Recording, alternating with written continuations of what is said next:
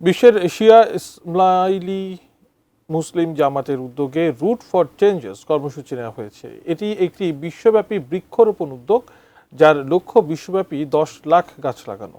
এই উদ্যোগ বিশ্বব্যাপী জলবায়ু পরিবর্তন রোধে সম্মিলিত অঙ্গীকারকে আরও জোরদার করবে।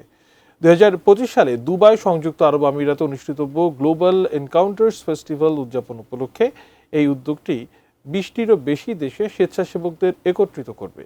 এই উদ্যোগটি কেবল গাছ লাগানোই নয়, বরং টেকসই কর্মসূচি, বিশেষ করে যুবকদের মধ্যে দীর্ঘমেয়াদী কমিউনিটির সম্পৃক্ততা এবং পরিবেশগত প্রভাব নিশ্চিত করতে সহায়তা করবে। শিয়া ইসমাইলি মুসলিম জামাত এখন থেকে 2026 সালের মধ্যে সারা বাংলাদেশে 5,000 গাছ লাগানোর প্রতিশ্রুতি দিয়েছে। এই প্রচেষ্টা বিশ্বব্যাপী লক্ষ্য অর্জনে উল্লেখযোগ্য অবদান রাখবে বলেও আশা আয়োজকদের।